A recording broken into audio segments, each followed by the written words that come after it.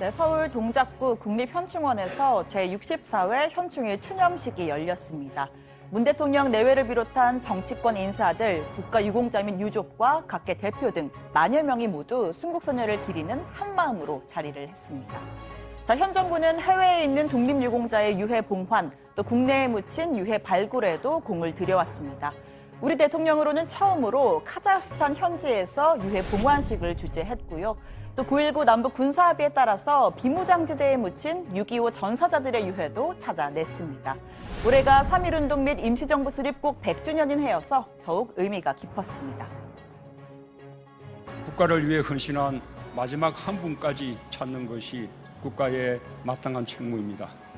우리에게 선열들의 정신이 살아있는 한 대한민국은 미래를 향한 전진을 결코 멈추지 않을 것입니다. 모든 국가유공자들께 다시 한번 깊은 경의를 표합니다. 자, 과거에도 현재에도 항상 누군가는 눈에 보이지 않는 어딘가에서 목숨을 걸고 나라를 지키고 있습니다. 지난달 청해부대 최영암 입항 행사 중에 정방용 밧줄이 끊어지면서 고 최종근 하사가 목숨을 잃는 안타까운 사고가 있었는데요. 문 대통령은 고 최종근 하사의 이름을 직접 부르면서 추념식에 참석한 유가족들에게 따뜻한 위로의 박수를 건네달라 말하기도 했습니다. 자, 오늘 추념사를 관통하는 메시지는 통합이었습니다. 문 대통령은 이제 사회를 보수와 진보, 이분법으로 나눌 수 있는 시대는 지났다면서 보수든 진보든 모든 애국을 존경한다고 했습니다. 이제 애국의 가치를 중심으로 사회 통합을 위해서 나아가자고도 말했습니다. 기득권에 매달린다면 보수든 진보든 진짜가 아니라고 강조했습니다. 기득권이나 사익이 아니라 국가 공동체의 운명을 자신의 운명으로 여기는 마음이 바로 애국입니다.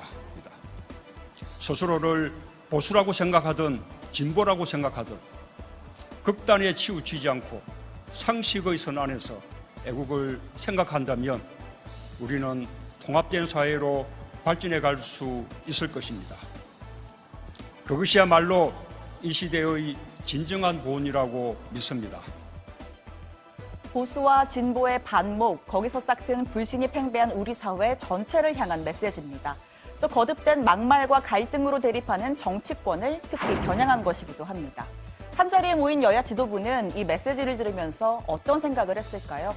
자, 추념식 시작 직전 문 대통령 내외가 입장하면서 이렇게 한 명 한 명 악수를 나눴는데요. 먼저 맨 앞줄에 자리한 김원능 광복회장과 악수한 뒤에 팔을 길게 뻗어서 이 둘째 줄에 있는 민주당 이인영, 또 한국당 나경원 원내대표에게도 악수를 건넸습니다.